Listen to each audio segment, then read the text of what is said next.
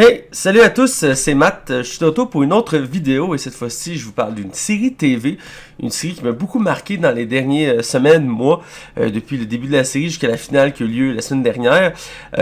C'est une série que j'ai vu arriver de nulle part et que ma foi était très captivante. J'en ai déjà fait un texte sur les réseaux sociaux à rapport à cette série-là.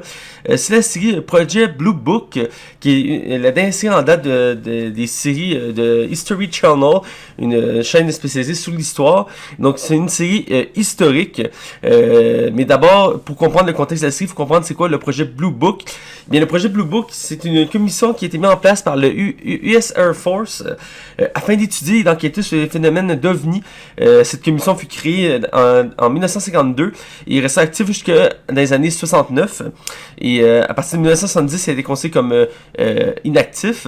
Et dans le fond, c'était une commission qui enquêtait sur tout ce qui était OVNI, comme le nom l'indique. Et la série s'attarde là-dessus, principalement sur les enquêtes menées par le professeur Hynek, joué par l'acteur Aidan Gillen, connu entre autres pour la série Game of Thrones, qui jouait le personnage de Littlefinger. Et il va être épaulé par le capitaine Quinn, joué par Michael Malaké, qui est pas très connu à part pour cette série-là, qui vont ensemble devoir élucider des enquêtes autour des ovnis à travers la série qui se déroule durant les années 50. On va aussi mettre à l'avant le général James Harding, joué par Neil McDonough. J'espère que je le prononce bien. Il a joué dans divers projets. Entre autres, il a joué dans Marvel Captain America, dans la série Agent of S.H.I.E.L.D. Il a joué le méchant de la saison 4 de Arrow, qui était... j'ai un blanc sur son nom, mais c'est le méchant de la saison 4 de Arrow. Et il a fait divers projets. Il joue aussi dans la comédie Paul Blart, détective du Fly, policier du Mail, qui était une comédie qui se passait dans un centre commercial et c'était le méchant du deuxième film. Bref, il fait des rôles variés. Il fait souvent les personnages soit méchants ou avec un côté plus fou. Mais c'est l'acteur que j'aime beaucoup, donc je voulais le mentionner. Donc on suit, comme je dis, les enquêtes du docteur Hynek et du capitaine Quinn, qui à chaque épisode vont devoir élucider une enquête autour des ovnis. Et ma foi, la série a une ambiance incroyable. On mélange l'univers des ovnis avec l'univers des années 50, d'où le côté guerre froide qui est très présent, omniprésent aux États-Unis, il y a une peur qui est installée autour de ça, et aussi l'hystérie collective autour de tout ce qui est ovni, parce qu'à cette époque-là, même jusqu'à récemment, même si je pense que c'est quand même toujours le cas, mais c'est moins d'ampleur, il y avait une vague sur les gens qui voyaient des ovnis un peu partout, et ils commençaient à capoter, et ça crée vraiment des hystéries autour de ça. On le voit très bien à travers les épisodes. Et comme je mentionnais à la base, c'est une série historique, donc c'est basé sur des cas réels. C'est mentionné à chaque début d'épisode. La série joue sur le fait de... est-ce que les ovnis existent ou pas? C'est vraiment bien mené. Dès le premier épisode, les généraux de l'armée, entre autres le général Harding, va dire au capitaine Quinn, la base du projet, c'est que les ovnis n'existent pas. Ton travail, et ainsi que le travail de Dr. Hynek, c'est de dire qu'il n'existe pas et d'expliquer d'une façon scientifique qui n'existe pas. Donc c'est vraiment l'image de base. Il va le répéter à plusieurs reprises à travers la série. Mais plus qu'on avance à travers la série, plus qu'on est mis en doute sur le fait que les ovnis n'existent pas. C'est comment je pourrais dire ça? Ça crée un certain malaise à certains moments, dans la mesure que c'est toujours un sujet actuel à savoir si on est seul dans l'univers. Et il y a toujours plusieurs théories par-ci par-là qui le démontrent. Mais la série s'est montrée d'une façon que sont présents et que les gouvernements sont au courant. Mais que d'une façon on le cache à nous pour pas qu'on vire fou, mais en même temps de l'autre côté c'est le contraire qu'on est montré, c'est juste le côté humain qui embarque, c'est son imagination et au final ça vient de nous, il y a pas de conspiration, tout ça. Donc il y a les deux côtés qui s'est joué et tout le long de la série ça va être mené de ce côté-là, on saura jamais de quel côté aller. C'est vraiment bien montré et chaque début d'épisode on a comme un événement qui arrive et c'est montré d'une façon que t'as l'impression que c'est des ovnis extraterrestres qui sont devant nous, mais tout le long de l'enquête, eh bien, ça va être mis en doute. C'est vraiment cet aspect-là que j'ai trouvé intéressant de la série. C'est dès que le docteur va arriver, qu'il va vouloir comprendre les événements, c'est là qu'on va avoir le côté scientifique embarqué, puis qui va nous donner des explications, qui va essayer de comprendre. Puis ça aide parce que des fois, il y a des événements, c'est incompréhensible, on se dit, ok, c'est clairement des ovnis, mais c'est montré d'une façon vraiment c'est nébuleux. Puis à travers la série, on voit quelques personnages historiques. Entre autres l'inventeur des fusées, qui est un ancien nazi allemand, qui est venu aux États-Unis, c'est vraiment lui qui est parti du projet spatial aux États-Unis, et on le voit dans la série. On voit aussi le président américain de l'époque, qui est présent aussi à travers la série, à quelques reprises, et vraiment il y a un souci du détail côté historique, autant pour les personnages que l'ambiance, que les décors, les véhicules, les objets, les vêtements, tout ça, c'est vraiment bien fait, l'ambiance de l'époque. Et même l'atmosphère, comme je dis, on a vraiment l'impression qu'il y a une peur collective pour les Russes et la guerre nucléaire. Et aussi de l'autre côté, l'hystérie collective sur les extraterrestres. Des deux côtés, c'est vraiment bien mené. Ça nous tient en haleine du début à la fin. Et il y a vraiment plusieurs sous-intrigues qui viennent nous chercher, qui nous inquiètent. C'est vraiment bien mené. Si je m'attends à ces personnages, d'abord le personnage central qui est Dr. Hynek, qui joue par l'excellent Aidan Gillen. J'espère que je dis bien son nom. Qui est un acteur que j'ai trouvé incroyablement bon dans Game of Thrones, Trône de Fer. Qui est un des meilleurs acteurs, je trouve, de la série. Ici, on va vraiment mis de l'avant. Et vraiment d'un autre côté, parce que dans Game of Thrones, c'est un personnage très complexe, qui était vraiment profond. Ici, à la base, c'est un simple astrophysicien qui fait sa vie, il est professeur à l'université dans une petite ville avec une banlieue, tout ça. Il a sa femme, il a ses enfants, il a une vie normale, et il est quand même très doué, là, c'est dans les meilleurs de son époque, et il va être venu chercher par le gouvernement, par le capitaine Quinn, qui va lui demander de rejoindre le projet Blue Book et de l'aider à élucider ça, parce qu'il y en a de plus en plus qui sont annoncés à travers les États-Unis, et ils peuvent plus y aller simplement avec de simples enquêtes. Ils ont besoin d'un scientifique pour calmer la population, parce qu'on peut pas juste dire, ben, c'est un ballon mythologique, c'est un trou qu'il y a eu là, il serait passé. On peut pas aller aussi simplement, il faut une explication scientifique, et c'est là que le personnage rentre en scène et il va enquêter. Et au début, c'est un fervent défenseur du fait que les ovnis n'existent pas, et à travers la série, ses croyances vont être mises à rude épreuve. À tel point qu'il va vraiment commencer à faire ses propres enquêtes de son côté. Vraiment, le personnage a une belle évolution. Et il va être torturé du côté de ses croyances, mais aussi entre ses enquêtes et sa famille, parce que ça va mettre en danger sa famille. Donc, d'un côté, il va devoir jouer avec ça. C'est comme je dis, toujours l'ambiance des Russes, et c'est bien montré là-dessus. Et son personnage, vraiment, c'est très intéressant. Je l'aime beaucoup. C'est pas le personnage que j'ai mis le plus à l'avant, même si c'est le personnage principal.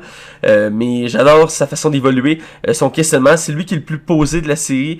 Parce que les autres vont être très fermés en termes de niveau scientifique, mais aussi d'enquête. Mais lui, c'est le plus posé, le plus ouvert pour comprendre les choses. Il va pas commencer à capoter, il va pas commencer à s'énerver sur les choses. Il va vouloir comprendre les éléments. Donc vraiment, c'est pour son personnage à lui que j'ai vraiment aimé ça. Puis j'aime bien sa chimie avec le personnage du Captain Quinn, qui font comme un duo d'enquête, qui est autant opposé que complémentaire, parce qu'ils viennent de deux milieux différents. Un est militaire de carrière et l'autre est scientifique de carrière. Ils vont devoir s'entraider. Et vraiment, ça crée quelques étincelles, mais ça compte très bien ensemble. Et il y a une belle évolution qui je sens qu'il va être beaucoup plus évoluée s'il y a d'autres saisons de prévues. Pour l'instant, c'est pas encore annoncé. Mais je le vois bien, il y a encore beaucoup de potentiel, évidemment. C'est basé sur des cas. Donc ça, c'est pour le Dr. Hynek qui est ma foi très intéressant. C'est un acteur que je suis content de revoir, parce qu'il n'a pas fait tant de gros projets outre Trône de Fer. Et là, de le revoir dans une série comme ça, acteur principal, je suis vraiment content. C'est une des choses qui m'a vendu la série à la base, c'est de voir cet acteur-là en premier plan, et j'ai vraiment été satisfait. Pour le deuxième personnage principal qu'on suit, qui est le Captain Quinn, qui est joué par Michael Malarkey, qui est plus ou moins récent dans les séries comme ça. J'ai regardé sa biographie, il n'a pas fait de grands projets à la base. C'est pas mal un de ses premiers. Il est bon là-dedans, il fait le militaire typique, rien de révolutionnaire là-dedans, mais comment je dirais ça, à la base, son personnage est montré d'une façon très militaire, très droit, très carré. Et à force des épisodes de la série, il va avoir une évolution. Il va se rapprocher du personnage de Dr. Hynek. Il va avoir une certaine évolution de ce côté-là. Et il va commencer aussi à se mettre, être plus ouvert dans cet univers-là, de pas juste écouter les ordres. J'ai vraiment aimé cette évolution-là de ce personnage-là, mais c'est pas le plus marquant. Il est quand même très stéréotypé pour certains de ses éléments côté militaire, mais dans l'ensemble, il y a une bonne chimie, comme j'ai dit, avec le Dr. Hynek. Je trouve que ça cadre bien ensemble. Ça le rend plus attachant. Même, il y a un moment dans la série où que le Capitaine Quinn va dire au Dr. Hynek que sans lui, sans lui, ben, il n'est pas une bonne personne. Donc, il y a besoin de Dr. Hynek pour le cadrer. Et on voit vraiment la profondeur de ce côté-là. Et pour faire le tour d'horizon des acteurs qui sont importants de mentionner, on a, comme je disais, on a le personnage du général Harding, qui est joué par Neil McDonough. J'espère que je le prononce bien, je suis sûr que je le prononce mal. Qui est un acteur que j'ai vu dans beaucoup de projets et que j'aime voir parce qu'il y a un charisme fou. Il y a une prestance vraiment intéressante. Il a fait autant des gentils que des méchants à travers les films et les séries. Et il y a vraiment une prestance. Autant, je sais qu'il y en a beaucoup qui l'ont pas aimé en tant que méchant principal de la saison 4 de Arrow.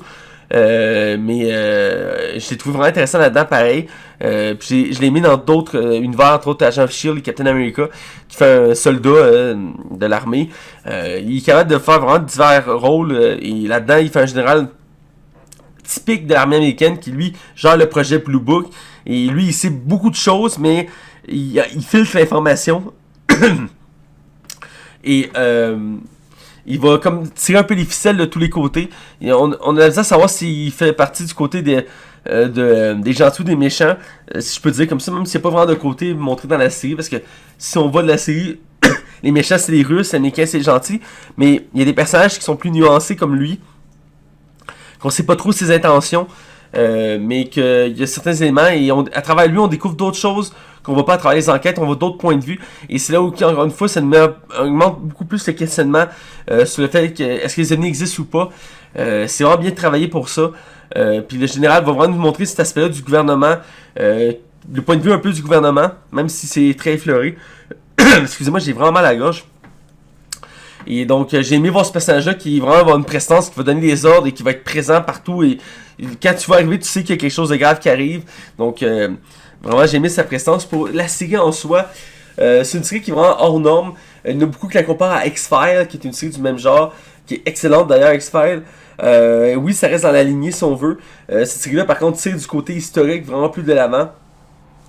Et c'est là que la série nous questionne encore plus, parce qu'à chaque épisode, moi, à chaque fin d'épisode, j'étais assis et je regardais le générique et j'étais comme...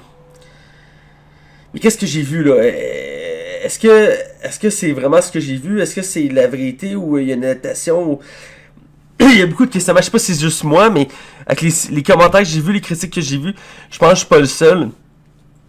C'est vraiment une série qui nous rend perplexes. C'est le genre de série que tu veux écouter plus qu'une fois pour comprendre tout ce que tu vois, parce qu'il y a tellement de choses qui se passent dans la série. Il y a quelques longueurs, il faut le dire, mais dans l'ensemble, les enquêtes sont assez mouvementées. Il y a beaucoup d'action.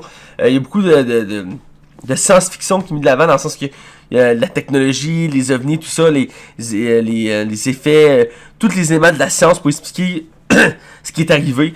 Et vraiment, pour arriver aussi à une finale, je veux pas rêver trop d'éléments, mais la finale de la saison 1, qui est l'épisode 10, va vraiment m'a mis à terre dans un certain sens que la fin de la série laisse ouvert sur quelque chose qui, si vraiment c'est les éléments réels, même si on s'entend c'est une série qui s'amuse quand même à aller un peu sur ces éléments-là, peut vraiment pas créer une inquiétude, mais peut reposer des questions sur beaucoup de bases qu'on a sur la vie. Et vraiment, c'est très intriguant. Et le dernier épisode, je trouve que c'est un des plus hallucinants de ce côté-là, parce que du début à la fin, t'es perplexe à savoir ce qui se passe, ce qui arrive. Et vraiment, la série est forte là-dessus. Et il faut vraiment voir cette série-là. C'est une saison de 10 épisodes. Chaque épisode dure 45 minutes, 50 minutes. Et ça se l'écoute tout seul. Si j'aurais pu, j'aurais écouté d'un coup. Mais je l'écoutais chaque semaine. C'est sorti en janvier, donc ça n'a pas très longtemps. Ça fait 2 mois.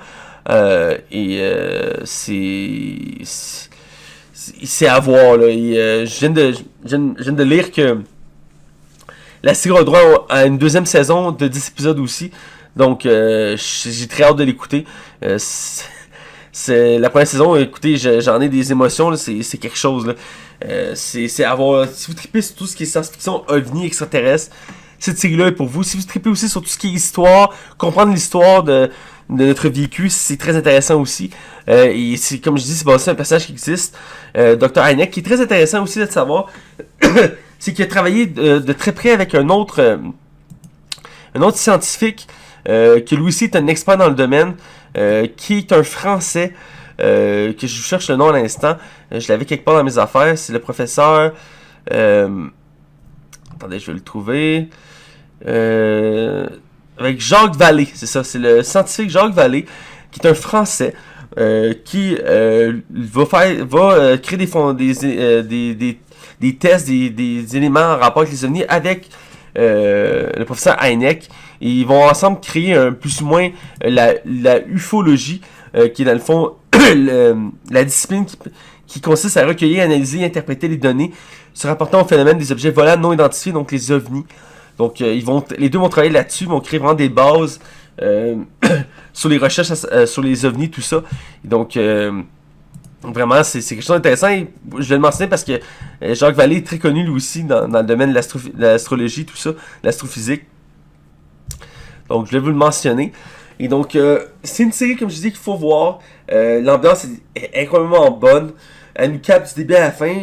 J'ai pas senti qu'il y avait des épisodes moins bons que d'autres. Ils sont tous à pas mal de la même qualité. Et ils sont quand même tous un peu sur la même base, que c'est des enquêtes. Il y a de l'évolution de personnages autour. Mais c'est aussi la force de cette série-là. C'est que on développe juste assez les personnages. Sans trop aller là-dessus. On s'attend pas sur les relations. On s'attend sur l'histoire, sur le développement. Et je trouve ça bien. Ce qui fait en sorte qu'il n'y a pas de « Ah, je t'aime pas. Ah, j'aime telle personne. Je veux coucher avec telle personne. » C'est pas le genre de série qui va mettre ça de l'avant. C'est vraiment une série qui s'attarde sur la compréhension des choses qui sont incomprises. Donc, pour ça, vraiment, vous devez voir ça. C'est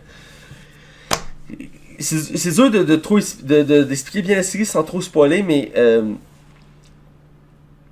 si je peux donner un exemple d'un épisode, c'est un des premiers. Il y a des soldats qui sont dans une base armée qui vont aller faire une pratique dans la forêt. Ils vont se retrouver nez à nez avec des lumières fluorescentes qui vont les aveugler et qui vont se déplacer vers eux, qui vont être très chaudes. Ils vont commencer à tirer dessus et ils vont commencer à paniquer. Et ils vont tout de suite aller alerter l'armée et ils vont dire que c'est un ovni. Et il y a plusieurs soldats vont se retrouver avec des brûlures, ils vont se retrouver avec certains traumatismes. Et quand le professeur Hynek et Captain Cool vont arriver, ils vont commencer à enquêter. C'est là que ça va montrer aussi le côté... C'est des épisodes qui montrent bien le côté qu'est-ce qui est réel, qu'est-ce qui l'est pas. Parce que du coup, tu vois ça, t'es comme ok, mais c'est quoi, c'est un vaisseau, c'est une machine qui fait ça, parce que la façon qu'il décrit, ce qu'on voit, c'est vraiment bluffant. Et vraiment, la fin de l'épisode, c'est le genre d'épisode qui te laisse perplexe à savoir qu'est-ce qu'il a arrêté ou pas. Parce que le professeur Hynek, comme je dis, son rôle, c'est de prouver scientifiquement les choses qui sont incompréhensibles. Donc, il va donner une explication, mais est-ce que c'est la réelle explication? Je vous laisse le découvrir, mais c'est le genre d'épisode qui m'a porté beaucoup de questions. Donc, vraiment, c'est une série à découvrir. Je répéterai peut-être pas assez. Projet Blue Book sur History Channel. Pour l'instant, il est juste en anglais. Mais il y a des sous-titres disponibles. C'est une question de temps avant qu'ils soient disponibles en français. Sûrement sur Historia au Québec ou sur Super Écran, dépendant les séries. Mais ça devrait plus tarder. Mais pour l'instant, je vous invite à la découvrir. C'est vraiment une très bonne série sur l'histoire et sur les ovnis. Donc voilà. Donc c'est ça que je vais vous parler du projet Blue Book. Qui est vraiment à découvrir. Donc j'espère que vous avez trouvé ça intéressant comme vidéo. Désolé pour mon mal de gorge, je dois vivre avec, je suis un peu grippé, tout ça. Donc voilà. Donc je vous dis à une prochaine et n'hésitez pas à commenter, à partager autant ma page Facebook que mes vidéos. Je vois qu'il y a de plus en plus de monde qui s'abonne, j'aime beaucoup ça. N'hésitez pas à commenter comme j'ai dit. J'aime vous entendre et j'espère que je vous offre toujours un contenu que vous aimez. Et donc la prochaine vidéo devrait être sur une lecture BD si tout va bien. Donc, sur ça, écoutez, je vous souhaite de bonnes lectures et de bonnes écoutes et de découvrir cette série-là. N'hésitez pas à me dire vos critiques de cette série-là aussi. Je serais curieux de l'entendre. Donc, voilà, je vous dis à la prochaine!